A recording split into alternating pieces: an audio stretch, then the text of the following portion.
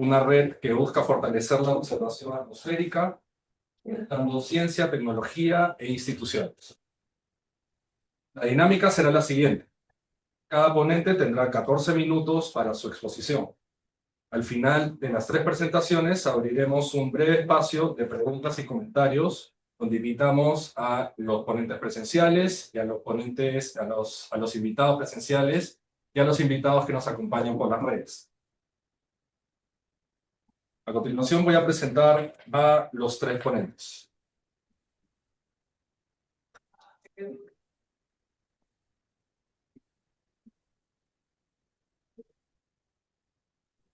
En primer lugar, tenemos al doctor José Fuentes.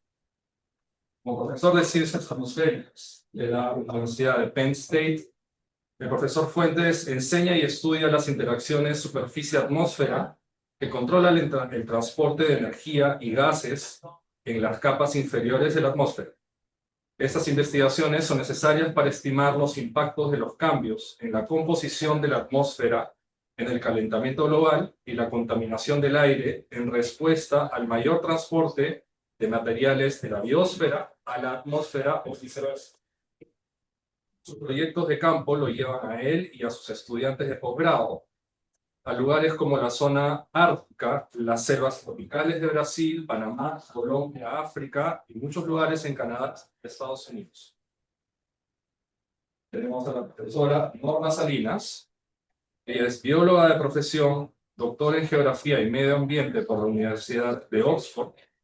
Actualmente se desempeña como profesora asociada de la Facultad de Ciencias en la Universidad Católica del Perú, investigadora del INTEPUC y coordinadora del Grupo de Ciencias Ecosistémicas de la misma universidad. Ha sido reconocida con el Premio L'Oréal UNESCO para las Mujeres en Ciencia y lidera la coordinación de distintos proyectos internacionales enfocados en el estudio de la vegetación y el monitoreo de bosques. Finalmente tenemos al profesor Eric Cosio.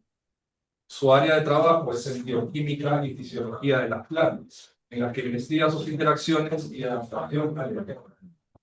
El profesor principal en la sección química del Departamento de Ciencias de la Universidad Católica del Perú, hizo su licenciatura y maestría en biología y bioquímica respectivamente en la Universidad Peruana Cayetano Heredia, doctorada en botánica en Miami University, Ohio, donde fue becario Fulbright. Tuvo una estadía postdoctoral en la Universidad de British Columbia en Vancouver. Fue becario en la Fundación Alexander von Humboldt en el Departamento de Biología de la Universidad de Freiburg, Alemania, en la que trabajó 5 años. Actualmente es jefe de laboratorio en el Departamento de Biología Molecular de las Plantas del Centro Nacional de Biotecnología, no es actual, pero esto fue en Madrid, antes de incorporarse a la PUC.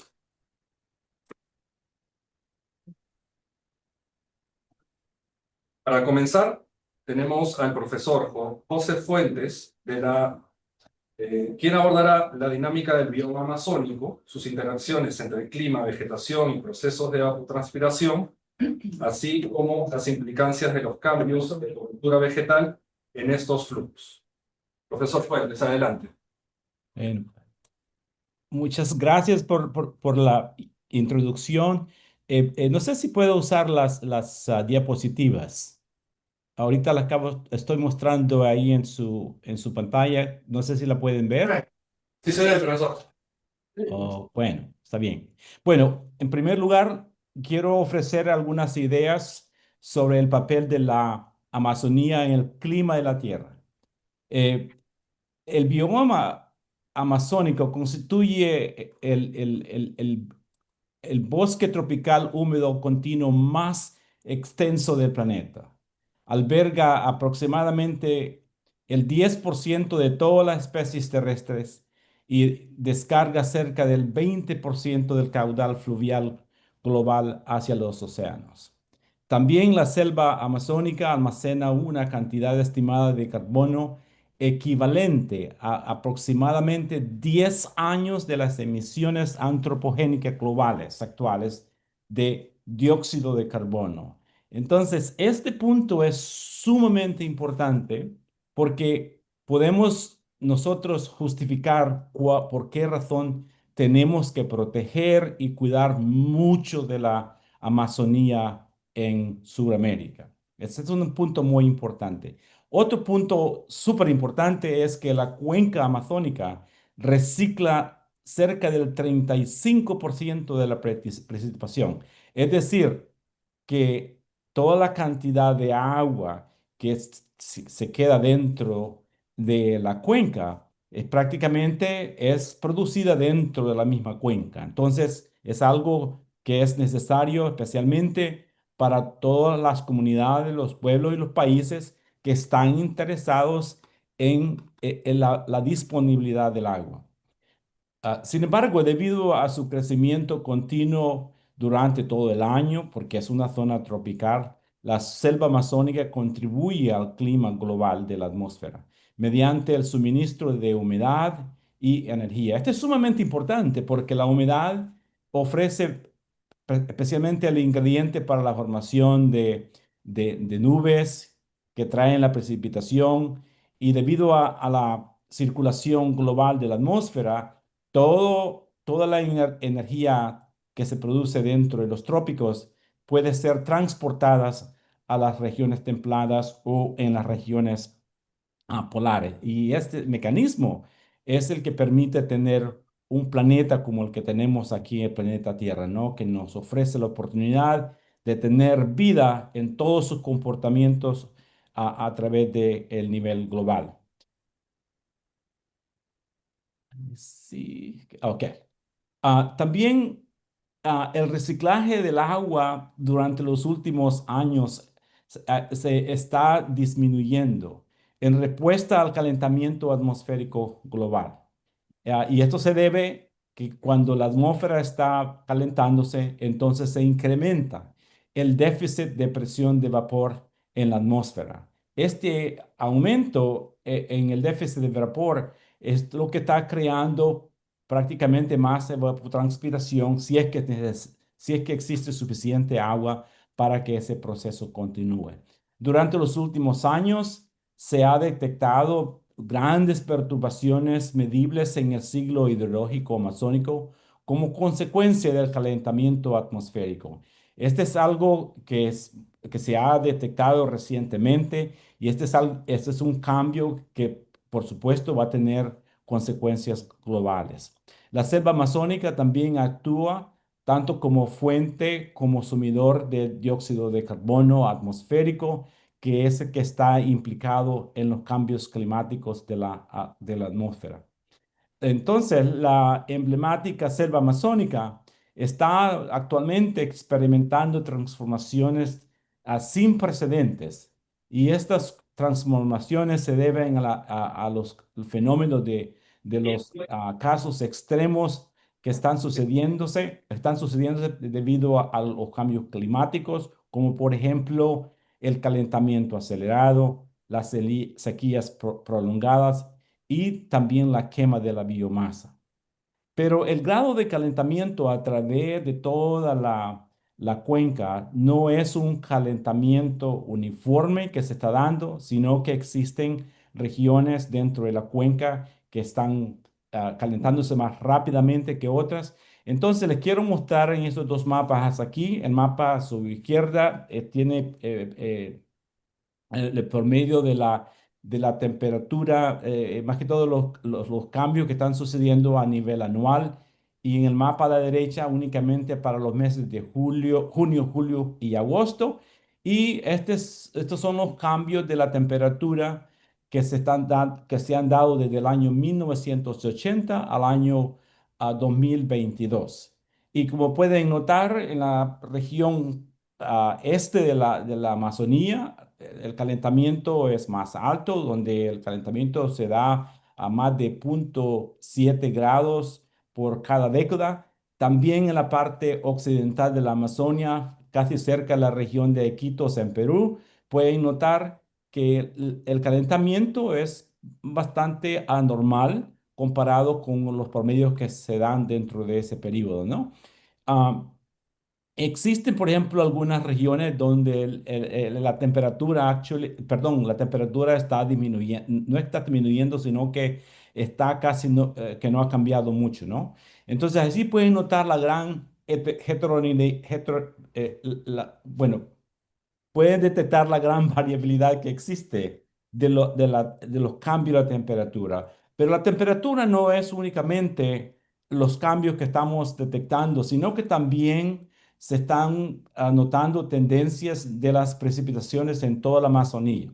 Como pueden notar en este mapa, en la parte noroeste de la Amazonía, especialmente en la parte que le pertenece a Perú, ahí donde tenemos prácticamente que la precipitación está aumentando, pero en unas ciertas regiones ahí nos estamos detectando que hay un déficit de precipitación. O sea, la historia de cómo es que el clima está cambiando dentro de la Amazonía no es una historia uniforme, sino que es una historia que en algunos lugares estamos detectando mucha lluvia que es extra, y en otros lugares estamos detectando que hay déficit de lluvia o podemos decir que existe la presencia de las canículas o la sequía, ¿no?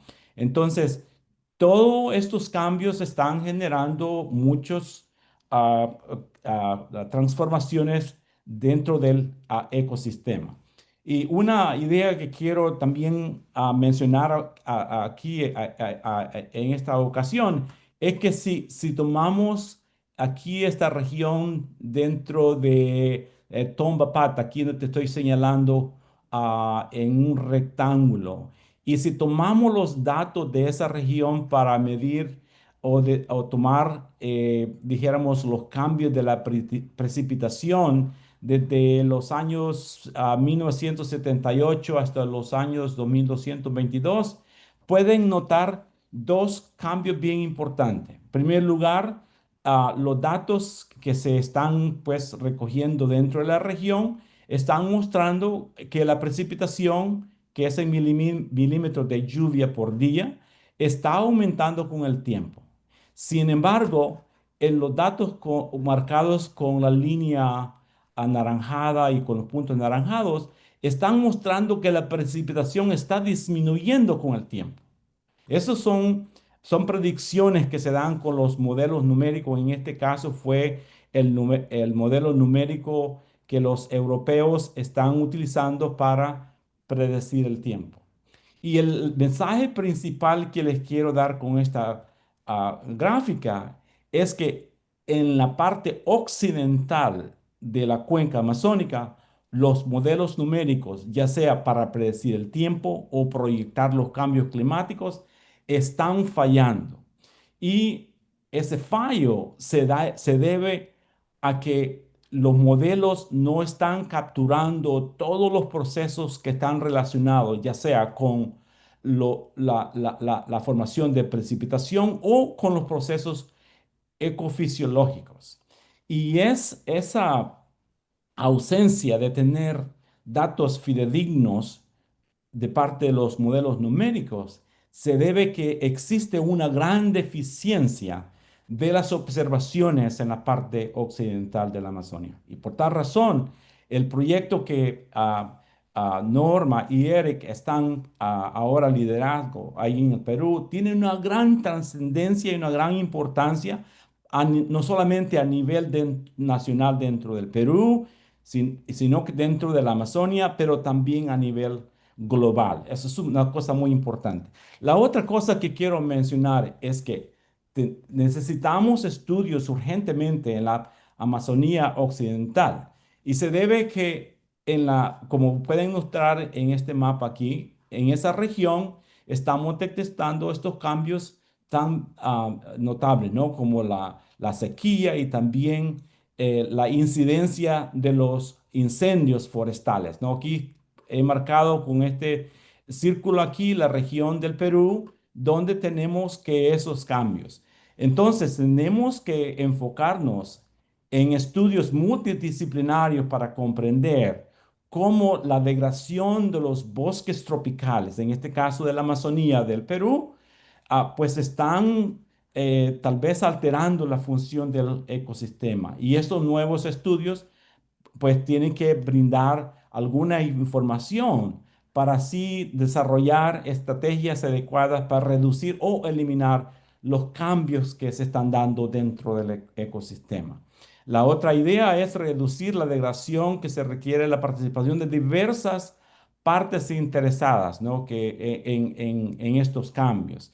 Tenemos que estudiar las perturbaciones del ecosistema y también fomentar la estrategia para preservar o incluso aumentar las reservas de carbono que les mencioné hace un momento.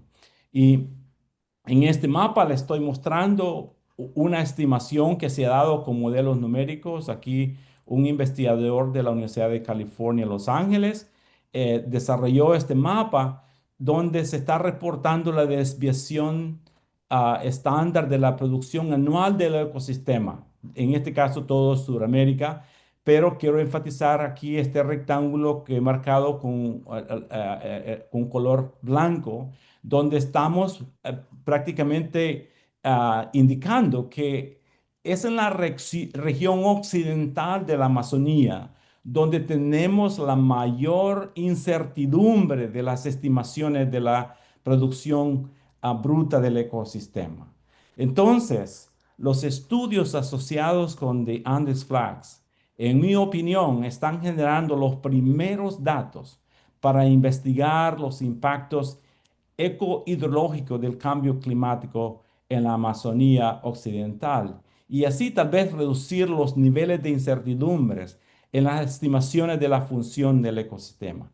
Creo que todo el mundo dentro de Perú, dentro de Sudamérica, a nivel global, reconoce que la Amazonía es una cuenca que tiene el papel fundamental de mantener el clima pues favorable no solamente para los ecosistemas y la biodiversidad dentro de la Amazonía, sino que para todo el mundo a nivel global.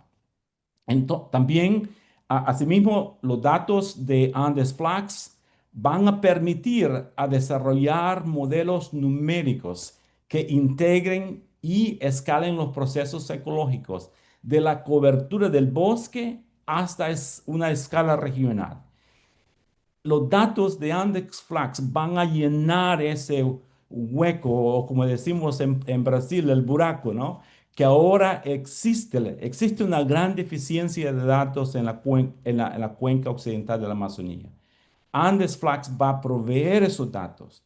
Esos datos van a permitir estudiar cómo es que la variación vertical de las variables físicas y ecológicas se pueden integrar en modelos numéricos, así como tener una columna en la atmósfera.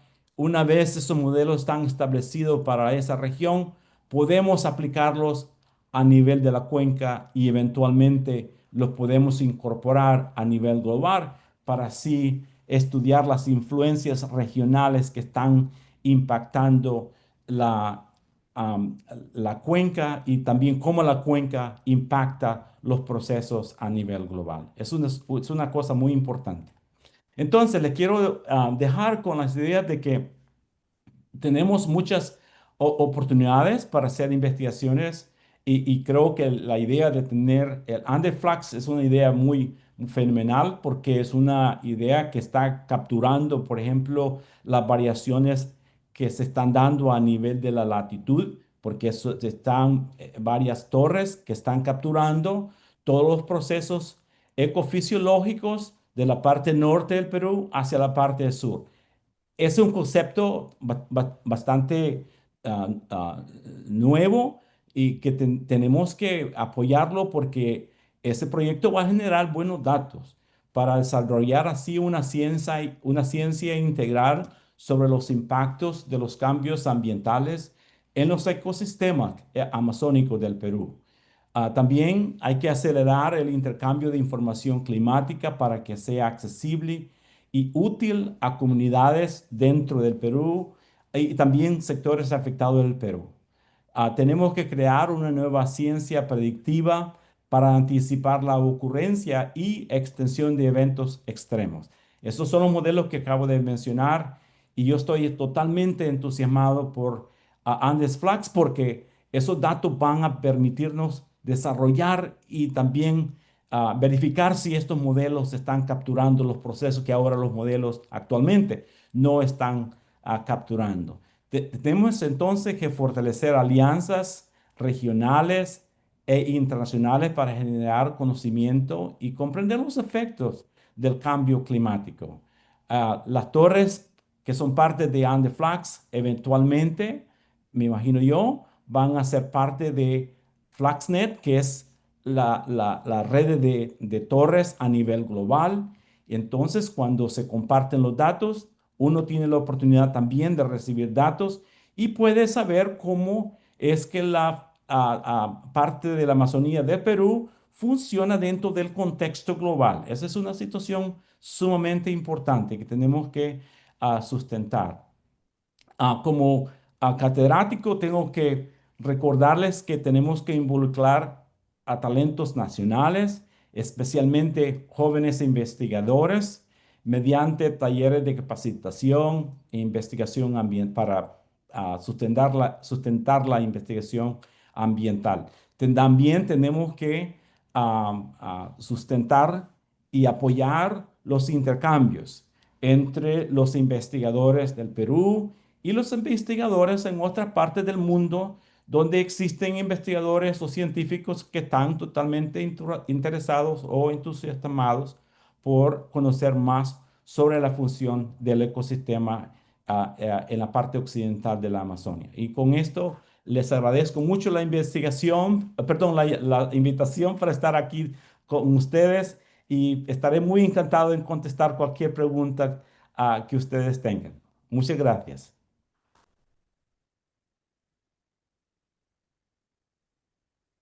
Muchas gracias, profesor Fuentes, por compartir los resultados de tu investigación, presentar la incertidumbre y la inconsistencia que están demostrando los resultados de los modelos y por también indicar la importancia de Andesflax en toda esta dinámica. Vamos a volver a esto quizá en la etapa de preguntas. Damos pase, por favor, a la profesora Sena.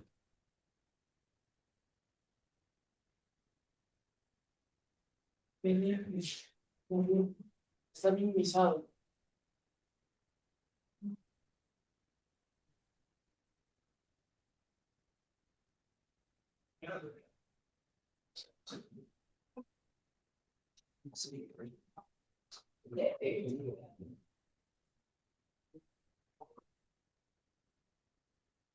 Gracias a todos, gracias por la invitación. Gracias por la invitación a participar en este evento de rectorado. Para mí ha sido una suerte y un alivio que el profesor Fuentes haya mostrado todo lo que mostró, porque pone como una base que yo pueda hablar más fácil. Voy a decir, a pesar de que esta charla es bastante simple y pequeña, vamos a ver que Andesflax, sin mirar la parte de suelo, diríamos, la parte del sustrato del bosque, no podría avanzar. Por lo tanto, Andesflax está unido a todo el trabajo que venimos haciendo en suelo, ¿no? Como ya lo ha mencionado el doctor Fuentes, Amazonía no es homogénea, tenemos gradientes de humedad, dientes secos, la parte amazónica hacia la parte de Brasil, en Cachuaná, y también él ha mostrado que no solamente es este efecto, diríamos, de variables climáticas, sino lo antrópico que vamos a ver luego, o el efecto de qué está ocurriendo con las actividades humanas. Todos los estudios que se han venido realizando han estado basados, como él ha mencionado, en la importancia de la biomasa, el carbono. Ahí tenemos, por ejemplo, en Perú se han gestionado estos mapas para mostrar los tipos que no existen. Y también tenemos un mapa de biomasa o de carbono desarrollado por GRECAS. Simplemente es para mostrar un poco qué estudios se han hecho en biomasa. Tenemos el paper de Yasmin Dermali del 2006, Hassan Salki del 2007, que hablan de cómo está distribuida la biomasa a lo largo de América Latina o de la parte amazónica, con diferentes gradientes en los cuales vemos áreas con mayor biomasa, áreas con menor biomasa, de acuerdo a los tipos de bosque. Nosotros también estamos haciendo ese tipo de estudio, pero ahora no les voy a hablar de esto, es simplemente una parte introductoria. Y algo de lo que voy a mencionarles es cómo logramos obtener los datos que voy a mencionarles. Encontramos el área de bosque, caminamos por el área de bosque, si podemos sobrevolamos el área de bosque, encontramos características típicas del bosque, encima de eso hacemos una gradilla, diríamos, de 1 hectárea, dividimos la hectárea en 25 cuadrantes y en cada cuadrante desarrollamos investigación.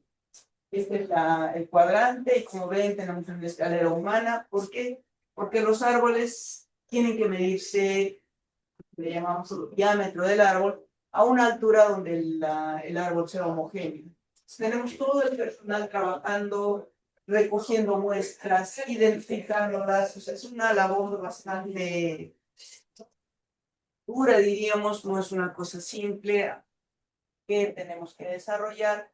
Tenemos gente que está midiendo la altura de los árboles y como les dije, 100.000 peripecias los chicos para poder subir y lograr llegar a un área homogénea. ¿Qué estamos logrando con eso? Es lo que hace Rainforest, es lo que hace varios grupos y muestran, por ejemplo, este es un investigador que tomó todos los datos de Rainforest a nivel amazónico y nos muestra las parcelas. Luego ha unido los datos de las parcelas con los cuadrantes verdes que vemos ahí, que es un modelamiento que ha desarrollado para ver cómo va la diversidad en la Amazonía. Áreas más diversas, áreas menos diversas, en relación a los inventarios de árboles. Pero aquí yo quiero mostrarles algo diferente, que es la hiperdominancia. La hiperdominancia simplemente es el fenómeno ecológico en el cual un grupo de especies, prácticamente dentro de una comunidad, son las que muestran el mayor número de individuos. Y esa es la importancia de, por ejemplo, las torres de monitoreo, porque toman esa cantidad de emisiones, diríamos, que producen o capturan este grupo de árboles. Tenemos el trabajo de Muscarella que muestra las X donde no hay palmeras, porque estamos viendo que hay una hiperdominancia de palmeras en los bosques. No sabemos, ahí ya no he puesto acá información, se está demostrando con algunos datos que las palmeras han comenzado a desarrollarse en mayor cantidad a los demás árboles y por lo tanto la hiperdominancia de palmeras se ha hecho de valor. Tenemos por área basal palmeras en diferentes lugares. También tenemos el trabajo que nos muestra ya en la zona occidental o peruana, las palmeras, y vemos que palmeras se encuentran hacia el sur, partes centrales no hay, y la parte norte sí. Se supone que esta parte es la parte que uno no sabe que está ahí porque no hay información o porque simplemente no hay palmeras. Para poder entender eso, nosotros hemos hecho un estudio. Hemos encontrado, por ejemplo, en Tamaulipas, que vendría a ser la parte de acá, las zonas. Lógicamente, como ahí muestra una hiperdominancia de palmeras. Hay una cantidad de familias de árboles, pero las que dominan son las palmeras. Tenemos hacia la parte ya un poco central, diríamos, la presencia de, bueno, este segundo es palmeras, pero ya empiezan a surgir otras familias. Y luego, si nos vamos hacia la parte un poco más norte, donde no hay información, hemos encontrado esto que es en la zona de San Martín, Juanjuy y El Breo, donde vemos que las palmeras prácticamente han sido desplazadas por un grupo diverso de familias. Lo interesante de este gráfico es ver que si bien hay hiperdominancia en algunos lugares bien marcada, como en Tambopata, en otros lugares estamos viendo una homogeneidad de especies, de familias. Luego hemos ido y nos hemos enfocado en este área. Y acá tengo este mapita que me lo prestó Manuel, en el cual hemos hecho 4 parcelas de 1 hectárea. Son Breo 1, el Breo 2, Montecristo y Martín a diferentes elevaciones. Tenemos desde 500 hasta casi 1000 o 1800, ¿no? ¿Cuál es la importancia de esta zona? El trabajo este se realizó inicialmente con un proyecto Prociencia en el cual tratábamos de demostrar que bosques primarios y bosques secundarios tenían un aporte diferente a la captura de carbono. Tenemos aquí los resultados y, por ejemplo, vemos que en el BREO1 bosque primario son las anonáceas las que mayor presencia tienen, pero en el BREO2 las arecáceas también desarrollan. Tal vez esto nos podría decir que en este área que ha habido impacto humano hay un cambio, ¿no? Pero en áreas más de difícil acceso vemos que hay otras familias que son las que están desarrollándose. Se ha hecho una evaluación también por el tipo de estructura y tenemos helechos, lianas, palmeras y con la dominancia arbórea o de madera, ¿no? En el pasado en esto también se ha visto, bueno, los estudios que se está realizando, los análisis que hace Manuel, está viendo que hay una diferencia de este tipo de parcelas en cuanto a la cantidad de biomasa, que no es típico, ¿no? Se ha visto que la cantidad de biomasa almacenada por estas parcelas es mucho mayor que el resto de parcelas reportadas para el resto de Mozambique. Se supone que todos estos cambios en la composición de especies, la estructura del bosque, etcétera, vienen acompañadas por todo lo que ya he mencionado, los fuentes acerca de la sequía, etcétera. Tenemos un artículo, por ejemplo, que nos va mostrando cómo la composición de especies va a ir cambiando de acuerdo a la falta de lluvias, sequías, etcétera. Y acá hay otro, por ejemplo, en el cual podemos ver que si bien la Amazonía muestra una estructura incluso ya geológica en porciones, dividido, diríamos, en formas geológicas que también pueden originar estos cambios, tratando de buscar cuál es el motivo de estos cambios. Y también tenemos un mapa en el cual vemos las variaciones de temperatura y precipitación de toda la parte de la Amazonía occidental, donde encontramos Perú. Entonces, ¿qué queremos demostrar con esto? ¿A qué llegamos a una conclusión? Sabemos que el suelo es súper importante para la presencia de la estructura de bosques. Las características del suelo, la geología son importantes, pero también la disponibilidad de agua, las frecuentes sequías e incluso inundaciones están cambiando la estructura de los ecosistemas. La complejidad del gradiente Andes-Amazonía también genera una alta diversidad que ya todos sabemos, pero también va a tener efectos sobre la diversidad florística y funcional del bosque, ¿no? Que actualmente todavía no los estamos comprendiendo bien, no están bien entendidos. Y lo que tenemos que entender es que bajo condiciones de mayor estrés ambiental, el cambio climático, los cambios globales, las sequías, vamos a ver que estas interacciones entre las especies van a tener mayor fluctuación y van a mostrar una serie de problemas que pueden generar mayor competencia o de repente no entre especies de árboles y no sabemos a futuro cómo va a cambiar la estructura de esto.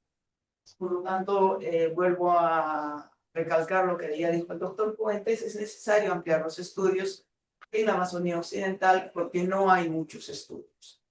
Si ustedes comienzan a buscar artículos sobre los temas que estoy mencionando, son escasos los que muestran cómo está distribuida esta estructura a nivel de toda la Amazonía, ¿no? Bueno, antes, las palmeritas ahí son para molestar un poco al propósito, ¿no? Y bueno, acá es todo el equipo que ha ido trabajando, como vemos, un montón de jóvenes. Acá no sé si el joven está llorando de emoción o es porque le han obligado a trabajar de más, pero bueno, todos aportan en el campo y gracias a todos.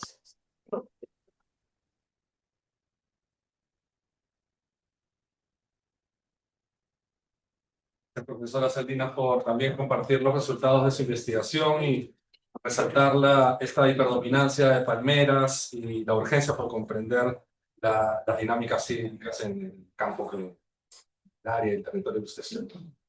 Ahora pasamos finalmente con la ponencia del profesor Coso.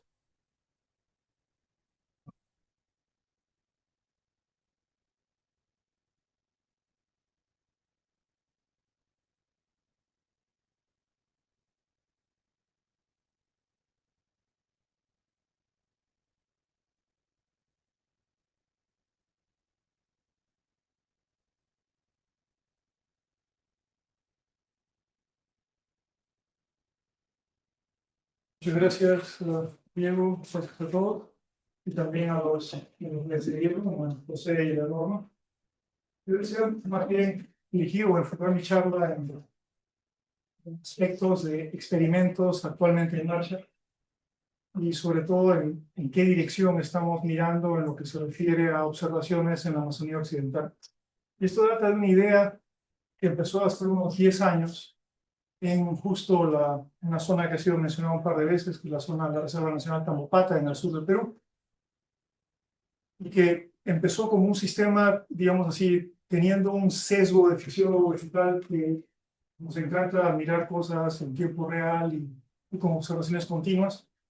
Entonces se inició junto con un proyecto que trajo el profesor Tom Grace para mover metodologías que habían sido utilizadas en la Amazonía Central brasileña, que son es una tecnología, una metodología establecida, que es la de intercambios de gases traza y vapor de agua entre atmósfera y superficie.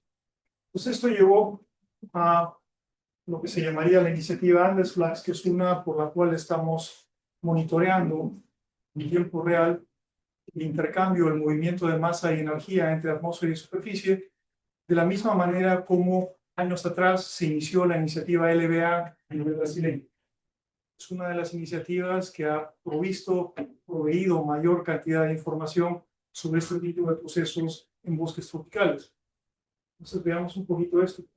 ¿Qué es Andesflux? Andesflux es una iniciativa de largo plazo que corresponde a una red subregional de parcelas y puntos de observación, no son necesariamente son torres, en las cuales en las torres se evalúa lo que vamos a ver más adelante, que es covarianza de flujos turbulentos, y al mismo tiempo se van a estar observando una variedad de otras variables que corresponden y que permiten obtener información sobre la productividad primaria y también el comportamiento hidrológico o eclohidrológico del bosque en promedio.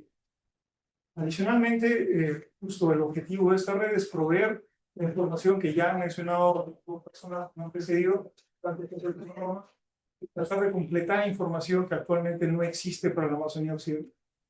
Voy a entrar después en los problemas que, conversando con todo el grupo en los últimos años, ha servido para añadir un mayor grado de complejidad. No soy tan simplista probablemente como era hace unos 5 o 6 años. La iniciativa es un consorcio básicamente de 10 instituciones y creciendo, y sobre todo es una iniciativa abierta. Lo que se espera es generar una red, digamos así, autónoma, de financiamiento independiente de distintos grupos, pero que provea más o menos lo que contribuye la iniciativa de la LBA en Brasil. No sé cuál es la razón o cuál es la base para eso. Se mencionó anteriormente, Norma lo ha presentado en su presentación, de que la Amazonía presenta gradientes climáticos y tenemos gradientes de temperatura, gradientes de humedad. Y uno que es importante es precisamente el gradiente de precipitación, y no solo el gradiente de precipitación en sí, sino el gradiente de longitud de temporada seca. Está mostrando entonces el impacto del estrés hídrico sobre la vegetación.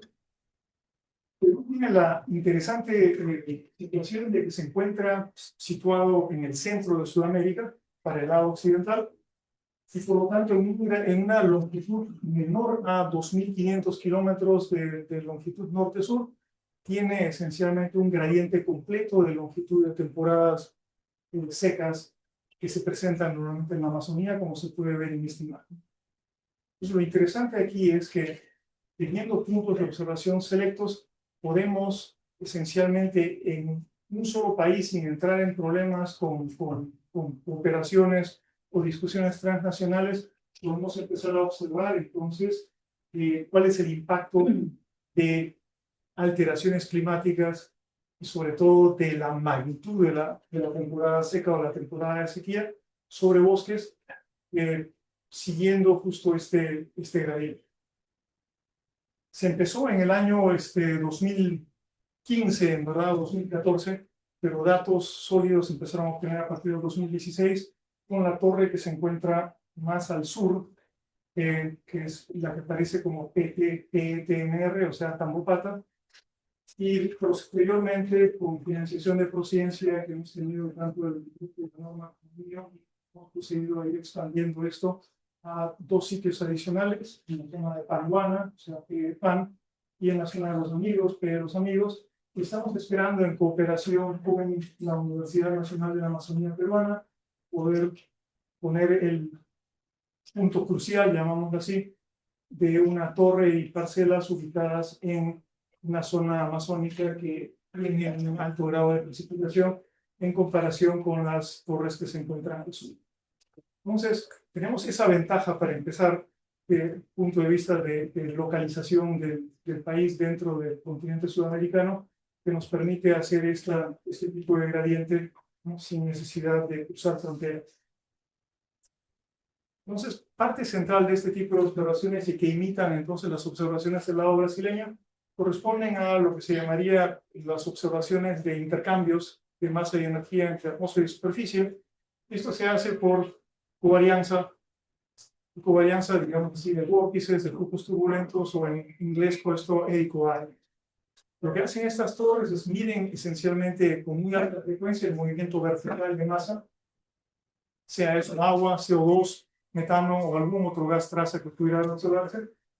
Y si tenemos movimientos netos que van de la superficie hacia la atmósfera, tenemos entonces emisión. Y si tenemos movimientos netos que van desde la atmósfera hacia la superficie, entonces tenemos captura y una actividad de sumidero para el caso de captura. Entonces, lo interesante de esta metodología es que está lo suficientemente establecida. Lo, digamos así, problemático de esta metodología, si uno retorna a lo que Norma nos ha estado contando anteriormente, es que es una metodología que nos da un promedio básicamente de todo lo que hay presente en ese bosque sobre lo que se considera la huella de flujo. Eso significa que estamos observando el comportamiento del bosque en promedio, pero no estamos pudiendo evaluar lo que precisamente la gente que hace mediciones más puntuales puede observar, es decir, cuál es el comportamiento y la respuesta de cada una de esas especies y cuáles tienen mayor probabilidad de supervivencia bajo las condiciones ambientales vigentes. Eso es algo que precisamente tenemos que compensamos en el grupo que se trabaja. Se trabaja en medidas promediadas, que son de tiempo real, y se trabaja en medidas hechas individualmente en parcelas, o sea, de plástico. Entonces, ahora, estas torres no están en un contexto totalmente independiente, sino que se encuentran asociadas ya, 3 de ellas por lo menos, a la red AmeriFlux, que es parte de FluxNet que mencionó José en su charla, y que es un sistema de monitoreo, en este caso a nivel mundial, de torres. Por el momento, las torres peruanas no están compartiendo una información, se está esperando una publicación que está empezando, la primera sale este año, sobre el tema. Lo que podemos ver también es que FluxNet y AmeriFlux están bastante representadas en el continente, en la parte norte del planeta. Definitivamente el hemisferio sur tiene menor representación, pero esto es una cifra que se va incrementando con el tiempo. La idea es poder generar a nivel peruano y en cooperación con nuestros vecinos Bolivia, Ecuador, Colombia, entonces lograr integrar una red que cubra esencialmente toda la Amazonía occidental. Ahora, ¿qué mediciones se hacen a nivel de torres? Y aquí vienen, quiero mencionar algunas de las otras técnicas también que no están asociadas directamente a covarianza de flujos turbulentos. Entonces tenemos una infraestructura de torres que varía en sección transversal, eso no es relevante en este momento. Pero tenemos mediciones de distinto tipo. Mediciones de alta frecuencia, que son aquellas que están dirigidas entonces a ver o a observar, a determinar el movimiento vertical neto de gases, vapor de agua, carbono, etc., ¿no? CO2, metano.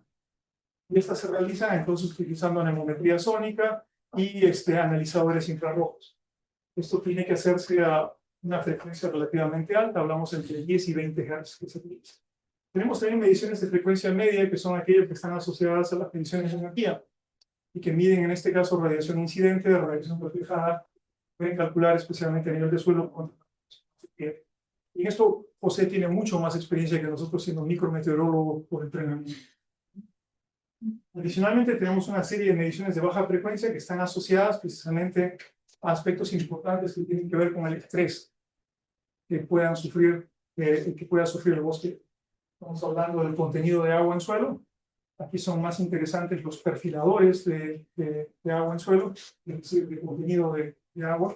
Tenemos en todas las torres perfiladores que van hasta 1 metro de profundidad y que llegan cada 10 centímetros, ¿no? Desde la superficie hasta el metro. Tenemos adicionalmente algo, por lo menos en 2 de las torres actualmente, perfiladores de dióxido de carbono, y estamos instalando perfiladores de temperatura que van desde la copa, o sea, la punta del dosel, hasta el suelo, para ver entonces distribuciones tanto térmicas como el componente de particionamiento de CO2 a nivel de emisión. Entonces, adicionalmente, por supuesto, hay otras medidas que voy a ir incorporando y que voy a ir mencionando, pero ¿para qué nos sirve todo esto? Aquí viene nuevamente el tema de mediciones promedio. Entonces, podría presentar datos de producción primaria neta calculada a partir de flujos, pero lo que se ha mostrado, especialmente para la zona de Tambopata, por ejemplo, es que no hay, curiosamente, una variación grande entre periodos conocidos como de sequía, sería el Niño, con periodos algo más húmedos como de la Niña, o periodos neutros. El bosque de la zona de Tambopata, donde está la torre más antigua, sigue siendo esencialmente un sumidero de carbono, aunque pequeño. Pero lo interesante es que el momento en que tomamos las mediciones del flujo y empezamos a tratar de analizar la productividad primaria neta del ecosistema, ¿no?, frente a la temperatura del aire, o sea, la temperatura ambiental, notamos que tenemos entonces algo que podríamos llamar el rango funcional, que es algo que se ha explorado en Brasil de otra manera. Se ha publicado recientemente un paper al respecto, creo que fue en Nature, a principios de este año. Que muestra entonces cuál es el rango de temperatura en el cual ese bosque en particular presenta digamos así, tiene la probabilidad de ser un sumidero neto. Estos valores vienen de 10 años, perdón, de 8 años de funcionamiento que ha tenido la torre, y obviamente hay extremos que vienen de friajes y extremos de temperatura en la parte alta también. Pero se está dando un rango funcional que va más o menos desde 24 hasta 32 grados centígrados y que indica que cualquier proceso climático que pudiera llevarnos a extremos de uno u otro lado, definitivamente pueden representar el tipping point de este bosque y cambiarlo de un sumidero a un submergible. Esto ya es datos que vamos finalmente saliendo, los primeros datos que van saliendo sólidos de Anders Flaxen. Finalmente, sin embargo, y retomando el tema de Norma que tiene que ver con la heterogeneidad de los bosques, es el segundo punto. Dentro de esos bosques, y como para un fisiólogo ignorante como yo, que no sabe mucho de taxonomía, y ustedes son todos testigos para ello, ¿no?, es el hecho de que nos damos cuenta de que las respuestas fisiológicas de esa multitud de árboles, de especies que ha mostrado Norma en la presentación anterior, las respuestas al manejo hídrico son totalmente distintas. Es cierto que hay un promedio, que es el que mide la torre, y es cierto que ese promedio representa también el promedio de adaptación a las condiciones climáticas y a la selección natural que ha ocurrido a lo largo de los años ahí. Sin embargo, eso implica que tenemos un rango de adaptación presente ya en el bosque como tal. Es decir, el bosque con cambios climáticos algunas especies pueden ser más exitosas que otras y por tanto su representación en la población se incrementará. Y por supuesto a mucho más largo plazo podemos tener un movimiento. Entonces, una de las cosas que empezamos a observar en base a un proyecto que hice hace un par de años atrás, donde quisimos digamos, modelar esto de manera adecuada, fue el hecho de usar dendrometría digital para ver microfluctuaciones en este diámetro del tronco. Estas microfluctuaciones lo que nos están mostrando es el cambio en el momento en que el árbol empieza a mover agua hacia la copa y en qué momento más bien se empiezan a agotar las reservas que el tronco representa de agua en este en este árbol en particular, o en esta especie en particular. Es por lo tanto una estimación del manejo hídrico de la especie en particular. Entonces la idea es ver quiénes son ganadores y perdedores dentro de esto. Si empezamos a tomar a especies representativas dentro de las parcelas que han sido determinadas por aquellos que manejan mucho mejor el tema de taxonomía de arbórea, entonces podemos entonces acoplar este tipo de sistemas a una red inalámbrica, ¿no? Tipo LoRa, que nos conecta y nos permite registrar entonces estas frutas en data loggers colocados en tierra. El resultado de este tipo de información nos da algo como lo que se puede ver, y en este momento es un experimento modelo hecho en olivos, definitivamente no ha sido hecho en el bosque, en el cual pusimos a prueba este sistema. Teníamos entonces, en rojo pueden ver ustedes evapotranspiración calculada por flujos, o sea, por variance. Tenemos al mismo tiempo entonces por dendrometría las curvas que se ven en azul. Aquí se puede ver entonces, tenemos un periodo de toma que va a llegar a las 10 de la mañana, se lleva un pico al plató sobre las 7 de la mañana. Ese es el momento en que ya la luz se ha encendido, por así decirlo, la planta empieza a hacer fotosíntesis, se abren los estomas, empieza a transpirar, pero sin embargo podemos ver que la planta en ese momento empieza a usar su almacenamiento plano, y recién hacia cosa de las 9 de la mañana empieza a bajar el diámetro del tronco, implicando que hay transpiración y se están perdiendo. Esto es repuesto a medio de la noche. Y en negro pueden ver ustedes el contenido de agua en suelo. Entonces, esto nos está indicando, este modelo es el que queríamos usar nosotros para... Esta es la aplicación que vamos a ver. El segundo tipo de modelo acoplado a esto, que nos da una indicación precisamente de estrés fisiológico, es de fluorescencia inducida por luz solar. Entonces, la fluorescencia inducida por luz solar nos indica que tenemos radiación solar que llega a las plantas, esta es utilizada por fotosíntesis, pero aquello que no se utiliza, entonces es reflejado de varias maneras. Calor y se emite fluorescencia en el rojo o el rojo lejano. Esto es una técnica muy utilizada para asesoramiento remoto, especialmente. Entonces, lo que normalmente se para mirando uno son las longitudes de onda de más o menos 680 contra 740. Esa relación es importante para empezar a funcionar como observar como un indicador de estrés en plantas. Entonces, la idea del proyecto Amazon Seed, ¿no? Que recién nos acaban de dar, con el cual estamos trabajando con el Centro de Investigación de Jülich de Alemania, ¿no? Que son los que más saben de CIF en este caso para el tema este. Entonces, es que queremos lograr una interpretación clara que pueda acoplar, entonces, por una parte, diagnosticar estrés temprano en especies en particular, porque podemos enfocar una especie en particular y ver cómo responde desde el punto de vista de fluorescencia, comparado con el promedio que uno tiene por flujos, y al mismo tiempo asociar esto entonces al manejo hídrico que tiene esta planta. Por lo tanto, tenemos una serie de variables que podemos integrar en un modelo. Lo que estamos haciendo es que tiene, por ejemplo, un sistema de detección de luz incidente, un sistema que ve la fluorescencia que sale del dosel, en este caso una especie, un específico INGA que se encuentra cerca de la torre de monitoreo. Este es el sistema piloto, por así decirlo, que estamos montando, ¿no?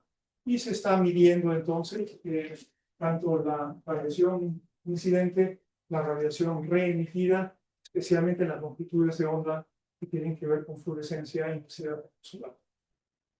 Resultado de esto se puede ver que la fluorescencia que ven ustedes ahí en el gráfico en verde oscuro y verde claro responde de manera lineal a la radiación fotosintética incidente. Tenemos picos tanto de radiación reflejada como de radiación de fluorescencia que corresponden más o menos a las horas del día. Bien, y quiero cerrar entonces con otro proyecto piloto que se supone que está empezando este año, también financiado por Prociencia, y que lo que estamos tratando de ver es otro indicador de estrés, otro indicador de composición. Normalmente el aire transporta una enorme cantidad de ADN ambiental. Este ADN puede provenir del suelo, puede provenir de las copas de los árboles, tiene adicionalmente polen, tiene una variedad de indicadores de composición o de qué está pasando en lo que llamaríamos la huella de flujo de esa planta. Si nosotros colectamos ese ADN y adicionalmente colectamos el polen y lo analizamos, podemos estar viendo primero que todo cuál es la composición promedio del bosque alrededor de esa torre, Segundo, el ADN nos va a indicar también si es que el microbioma que estamos colectando está proveniendo más de suelo, más de copas. Si viene de las copas, o sea, del dosel, estamos indicando una superficie cubierta por vegetación. Si viene del suelo, está indicando probablemente algo de indicadores de deforestación en la zona. Y adicionalmente, incluso el microbioma del dosel va a variar según las especies presentes, por lo tanto, también es un indicador de... Con eso quiero más bien cerrar entonces lo que llamaríamos pruebas piloto dentro de esto y agradecer a todos los miembros del grupo que han contribuido mucho más que yo incluso en todo eso. Muchísimas gracias.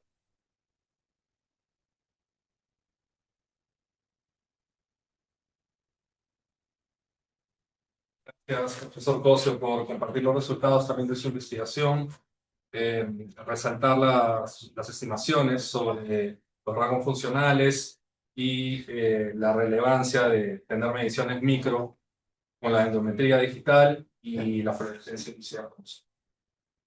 Ahora vamos a abrir el espacio de preguntas y comentarios a los expositores. ¿Quiere pasar al frente? Creo que vamos respondiendo a medida Sí, que vaya, ok. ¿no? También a quienes nos están siguiendo en las redes pueden enviarnos por los comentarios sus preguntas y abrimos el panel a cualquier pregunta que puedan tener los asistentes que nos toquen acá o a nivel digital o virtual. Buenas tardes. Muchísimas gracias por cada una de las presentaciones, bastante interesantes. Quiero comenzar, tal vez me llamó muchísimo la atención la tendencia de precipitación que presentó el doctor José Fuentes, donde usó los datos de dos fuentes de precipitación, en este caso creo que era CHIRPS y ERAS. Sin embargo, para un mismo local había una tendencia de la precipitación bastante contrastante. Entonces me pregunto cómo tomar aquellos estudios de gran escala y de gran impacto también, donde se ven resultados de cómo las sequías o las inundaciones van afectando en el funcionamiento del bosque y a nivel de productividad, mortalidad y finalmente stock de carbono. Entonces, ¿cómo tomar estos resultados tratándose de que para realizar justamente estos estudios, pues los investigadores toman estos datos de los repositorios climáticos, ¿no? Entonces, ¿hasta qué punto realmente esos efectos negativos del clima pueden ser creíbles, ya que las fuentes de bases de datos pueden estar dándonos, digamos, visiones contrastantes de una misma variable para un mismo punto, ¿verdad? Eso por un lado. Por otro lado, quisiera saber qué tanto puede influenciar, digamos, no solamente la precipitación en un espacio, sino también el agua que hay dentro del suelo, ¿verdad? Hay zonas que tienen una profundidad de napa freática superficial y otras que son bastante profundas. Entonces, ¿cuál sería la implicancia de este factor, digamos, para determinar o finalmente saber esos flujos de evapotranspiración que puede haber en un determinado bosque? Gracias. Gracias, es una pregunta compuesta. Creo que la primera parte la podría responder el profesor Fuentes y la segunda parte ahí, quien levante la mano, profesor Fuentes. Sí. Bueno, en primer lugar, gracias por la pregunta. Es una pregunta muy fascinante y lo que tenemos que tener completamente en mente es que tenemos dos fuentes de datos en este caso en la figura, ¿no? Una fuente viene de las observaciones que se toman en el lugar, o sea, son los datos que están generados por las mediciones con sensores, con instrumentos que tenemos en las estaciones meteorológicas. Esos son los datos que tenemos que poner énfasis de obtener en una forma rutinaria a largo plazo, como dijo el profesor Ocasio hace un momento, ¿no? La segunda fuente de los datos, ¿no? Fueron generados por los modelos numéricos. Esos datos no están pues generados por un instrumento, sino que están generados por los modelos numéricos que tenemos, donde hemos puesto toda la física de la atmósfera para anticipar la formación de tormentas, de la formación de la lluvia, la formación de nubes, la formación de las lluvias. Entonces, eso es un dato generado por modelos numéricos. Y tenemos que tener en mente que si los modelos numéricos no están generando datos que están compatibles con los que estamos midiendo con los instrumentos, entonces tenemos que cuestionar cuál es cuáles son, cómo son de fidedignos los datos que estos modelos numéricos están generando. Y ahora ya sabemos que una de las razones por las cuales estos modelos numéricos que los utilizamos en primer lugar para predecir el tiempo y en segundo lugar los utilizamos para proyectar los cambios climáticos en el futuro. Esos modelos no funcionan bien en lugares donde no tenemos datos. En la zona parte occidental de la Amazonia tenemos un gran hueco ahí de falta de datos que debemos de generar con los instrumentos. Entonces, tenemos una deficiencia actualmente en esos modelos que los estamos utilizando y por lo tanto tenemos una gran urgencia de esos datos para así mejorar estos modelos. Una situación que se hace con los modelos numéricos es que antes de que uno genere los resultados, esos modelos tienen que ser inicializados. Y esos modelos son inicializados con los datos que se toman con los instrumentos que el profesor Casio estuvo mencionando. Entonces, quiero recalcar que en la zona occidental de la Amazonia debemos que ponerle énfasis en obtener esos datos para así mejorar los modelos, para así mejorar la calidad de la información que los modelos numéricos están generando. Bueno, muchas gracias por la pregunta. Genial. Gracias, profesor. Vamos a pasar a preguntas para otros panelistas para aprovechar el tiempo. Primero de los asistentes presenciales, ¿sí? Buenas tardes, muchas gracias a todos. Muy interesante. Un par de preguntas con respecto a la distribución de especies vegetales en las parcelas. En Brasil, hace unos años, se hizo un estudio demostrando que la distribución de especies, que en principio mucha gente cree que es pristina y natural, es la consecuencia de un largo proceso de domesticación, ¿no? de personas que vivieron en el bosque hace cientos de años, miles de años, y que la distribución de las especies que vemos es producto de ese cuidado humano. Entonces ahí la primera pregunta es si de alguna manera se está considerando esa posible variable en explicar la distribución de especies que ven. Esa es mi primera pregunta. Y la segunda, con respecto a las torres, bueno, son dos preguntas. La primera es si es que cada cierto tiempo tienen que calibrar los equipos. No sé, el tema de incendios, el material particulado que entra, no sé si altera un poco la precisión de los sensores. Y la segunda es si hay iniciativas para medir también el flujo, porque estos flujos son, ¿no?, locales a un área, en agroecosistemas, sobre todo en sistemas agroforestales. Ya que muchas de las torres están, ¿no?, en bosques primarios, pero también hay muchos esfuerzos por restaurar áreas con sistemas forestales y se está poniendo bastante énfasis ahí. Entonces, sería también, creo que interesante ver qué está pasando a largo plazo, ¿no? ¿Qué pasaría con los flujos? Gracias. Creo que es una pregunta dirigida para la profesora. Sí, totalmente de acuerdo. La composición, estructura de los bosques actuales son producto del pasado, ¿no? Por eso mencionaba, por ejemplo, en San Martín tenemos un bosque primario y un bosque secundario, y la composición es diferente. Han sacado madera, han puesto otras especies, la composición es totalmente diferente al otro, que le llamamos primario, entre comillas, porque tampoco sabemos que sea netamente primario. O sea, toda la Amazonía ha sido colonizada anteriormente por gente, y lo que tenemos ahora es producto de eso, ¿no? sea, decir bosque pristino, yo no, para nada diría que es un bosque que nadie ha tocado, nadie.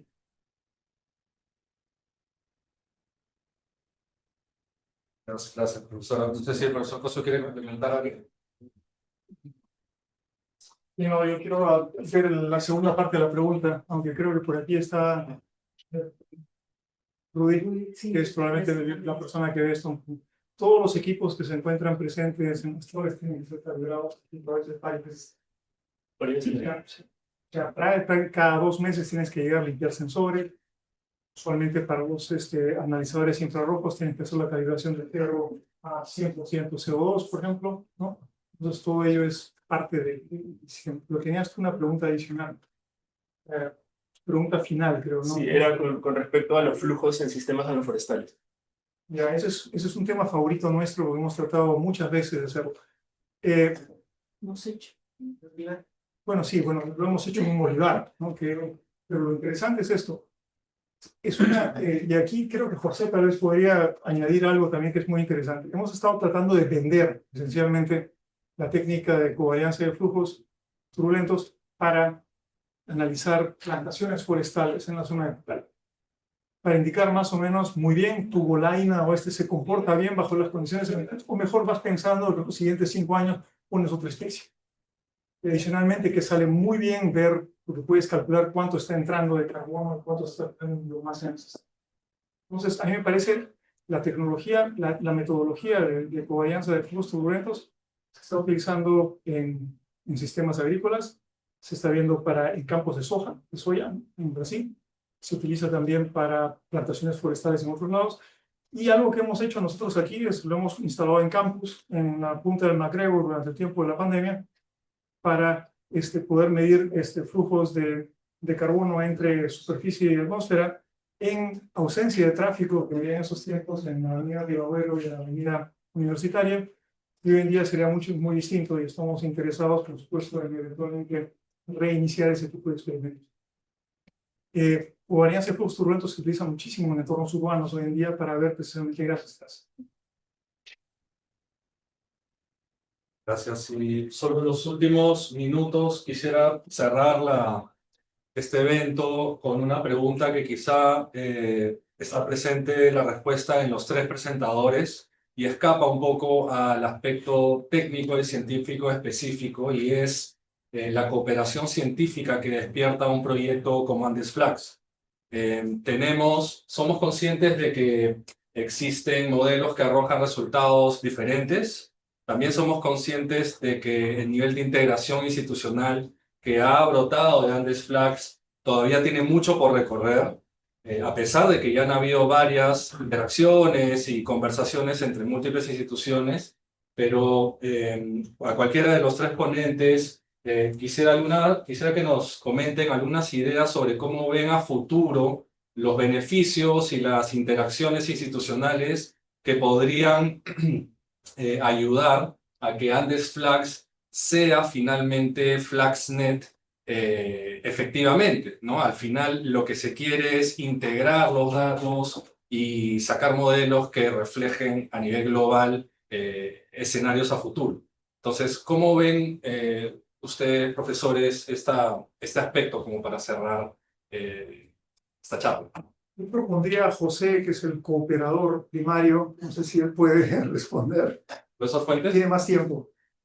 Bueno, es una pregunta muy intrigante y les quiero contar brevemente la historia de FlaxNet. El FlaxNet se inició en el año 1995. El profesor Dennis Baldock de la Universidad de California, Berkeley, y muchos otros colegas, yo estaba dentro de ese grupo también, iniciaron el proyecto del FlaxNet en el año 1995. Desde el principio, el énfasis fue el último punto que yo les compartí en la ponencia que di. Y el punto era que teníamos que empeñarnos a entrenar a la nueva generación de científicos en esta rama que en aquel entonces pues estaba una rama muy joven en el sentido que La tecnología todavía no existía para hacer mediciones a largo plazo y también que teníamos que tener un sistema de análisis de datos, porque se utilizan pues muchas técnicas muy complejas. Entonces, siempre hemos estado enfatizando que tenemos que entrenar las nuevas generaciones.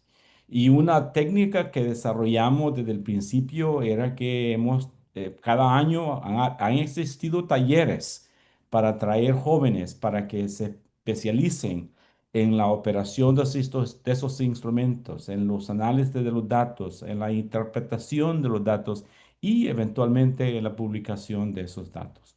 Últimamente hemos estado preocupados en que los usuarios de los datos pues tengan los datos ahí cuando los necesiten, ¿no? Tenemos ahora centros o bancos de datos donde cualquier mundo de cualquier parte del mundo puede recoger los datos para hacer sus investigaciones.